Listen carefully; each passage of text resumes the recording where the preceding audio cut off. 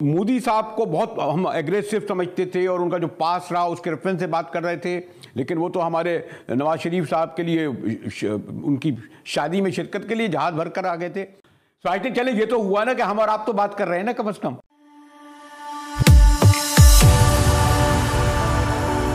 जय हिंद दोस्तों, मोदी देश में आपका स्वागत है।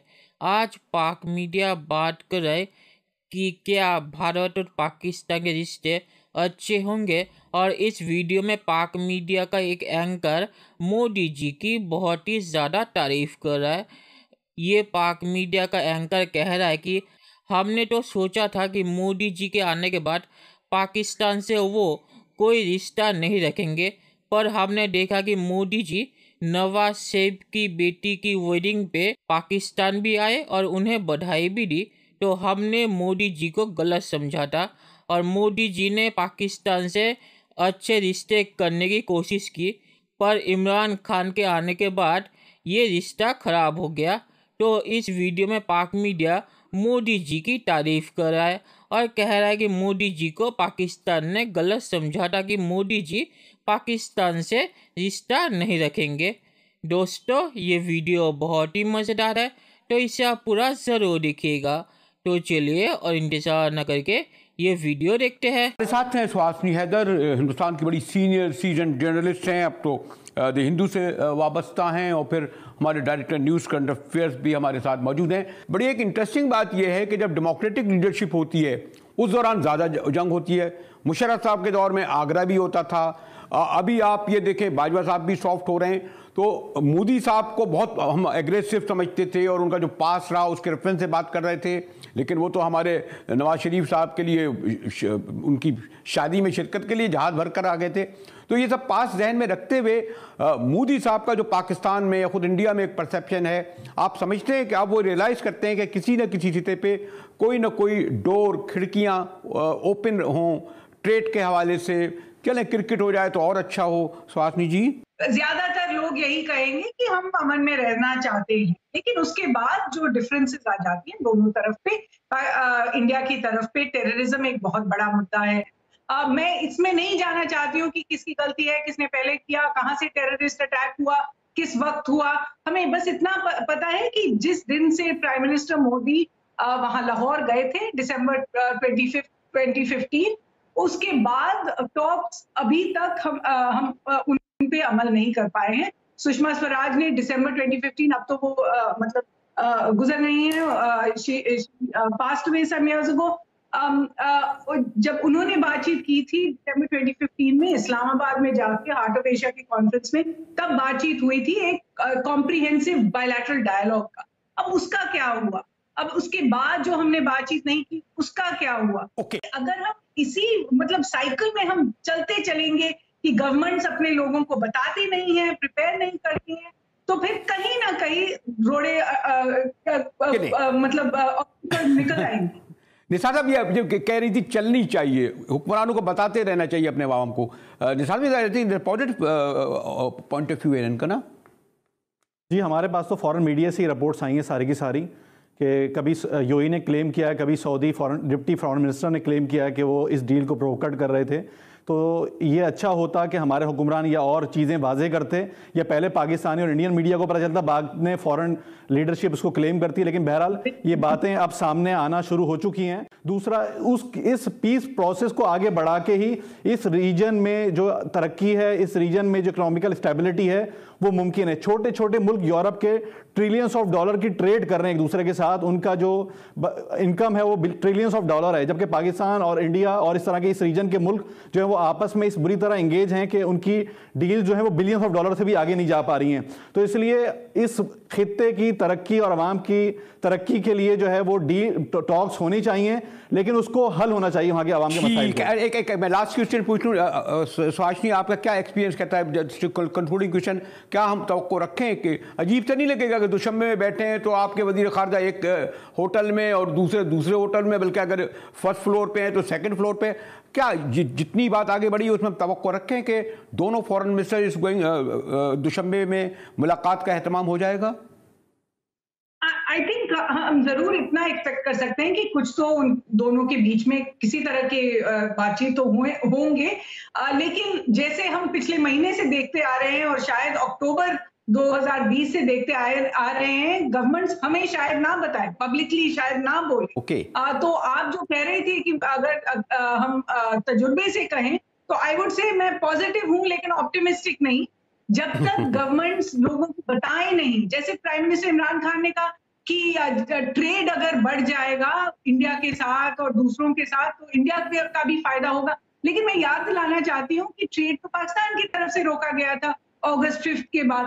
तो मतलब अगर जब तक हम पूरी तरह से गवर्नमेंट से हम नहीं सुनते हैं कि वो क्या सोच रहे हैं, किस तरह जाना चाहते हैं, तो हम ज्यादा ऑप्टिमिस्टिक भी नहीं हो सकते। ये टर्म है, इसी पे मैं खत्म हूँ। सही साहब, आप क्या समझते हैं? ये कहते हैं मैं पॉजिटिविटी हूँ, ऑप्टिमिस्टिक इन्होंने बड़ा टेक्निकल अच्छा सा वर्ड इस्तेमाल किया। आप क्या ऑप्टिमिस्टिक हैं? और 5 अगस्त 2019 के बाद जो ताल्लुकात ख़त्म हुए थे और जो सफारती ताल्लुकात ख़त्म करने का पाकिस्तान गवर्नमेंट ने ऐलान किया था, वो भी आर्टिकल 370 के नफाज के बाद किया था। तो इंडिया को चाहिए कि वो इस पे पीछे हटे, कश्मीरियों को रिलैक्सेशन दे, उनके ऊपर जो स्टेट के मसाइल। अब आपने फिर कश्मीरी पे मैं देख रहा था कि सुहासिनी मुस्कुराहट यहाँ पर कि वो कह रही हैं लो भाई फिर कश्मीर आ गया तो फिर बातचीत कैसे होगी? यही देखिए, कश्मीर के बगैर मसला ड्यूरेबल हो नहीं सकता है। सुहासिनी ऐसे ही है क्या?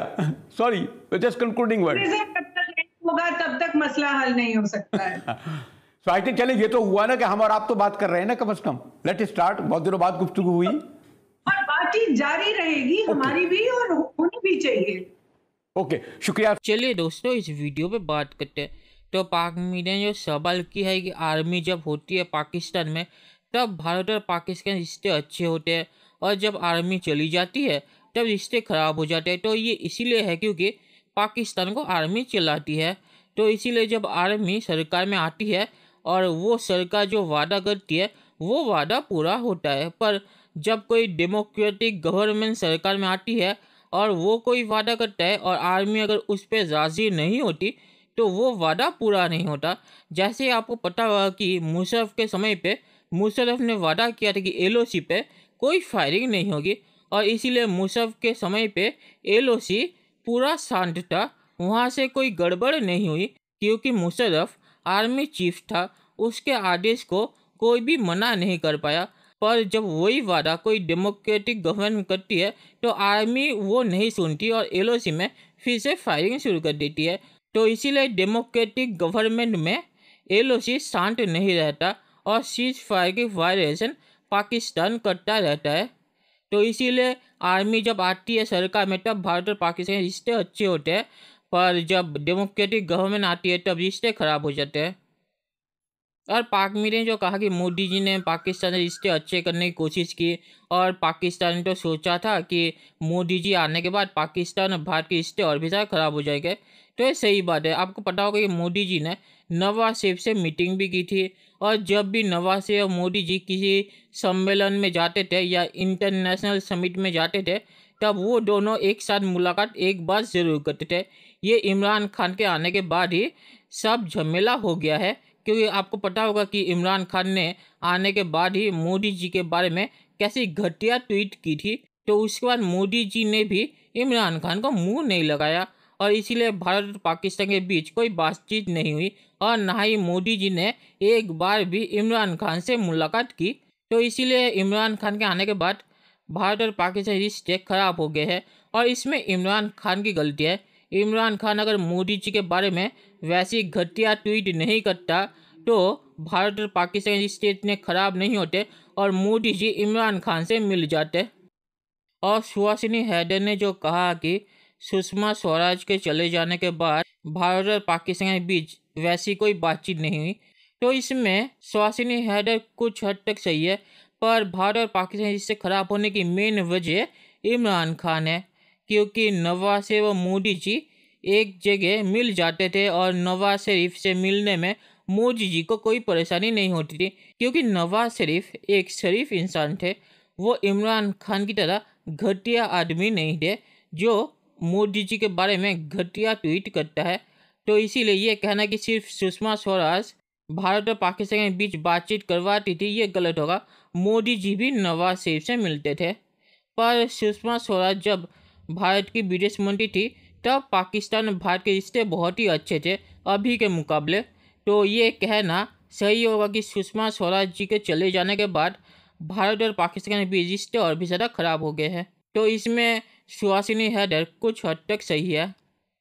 और पाक मीडिया जो कह रहा है कि कश्मीर के बिना कोई बातचीत नहीं होगी, तो पाकिस्तान अगर ऐसा रवैया रखेगा तो भारत और पाकिस्तान के बीच कोई बातचीत नहीं होगी, क्योंकि कश्मीर पर भारत कोई कॉम्प्रोमाइज़ नहीं करेगा, क्योंकि कश्मीर भारत का अभिन्न अंश है। ऐसे तो कल पाकिस्तान कहेगा कि दिल्ली को भी टेबल पर रखो, ऐसा तो नहीं हो सकता। दिल्ली जैसा भारत का अभिन्न अंश है, वैसे ही कश्मीर भी भारत का अभिन्न अंश है। तो पाकिस्तान अगर कश्मीर के बिना कोई बातचीत नहीं करना चाहता तो बातचीत नहीं होगी। और पाकिस्तानी मीडिया जो कह रहा है कि इसमें यूएई और सऊदी अरेबिया ने मदद की है भारत और पाकिस्तान के बीच रिश्ते अच्छे करने में, तो मुझे ये नहीं पता, तो मैं इस पर और कुछ नहीं कहूँगा। और आखिर में मैं ये कहूँगा कि पाकिस्तान अगर ये सपना देख रहा है कि कश्मीर में आर्टिकल 370 रजिस्टर होगा, तो ये सपना ही रहेगा, क्योंकि भारत कभी भी आर्टिकल 370 कश्मीर में रजिस्टर नहीं करेगा। कश्मीर भारत का हिस्सा बन चुका है और इस पे कोई बातचीत नहीं होगी। और कश्मीर पे अगर पाकिस्तान टिका रहना चाहता है तो भारत और पाकिस्तान के बीच कोई बातचीत नहीं होगी। अगर people to people contact Pakistan करना चाहता है कश्मीर के बिना, तो उस पे भारत को कोई प्रॉब्लम नहीं है। तो चलिए देखते हैं कि फ्यूचर में क्या होता है। दोस्तों, ये वीडियो देखने के लिए बहुत बहुत शुक्रिया और हमारे चैनल को सब्सक्राइब करना मत भूलिएगा। Thank you very much.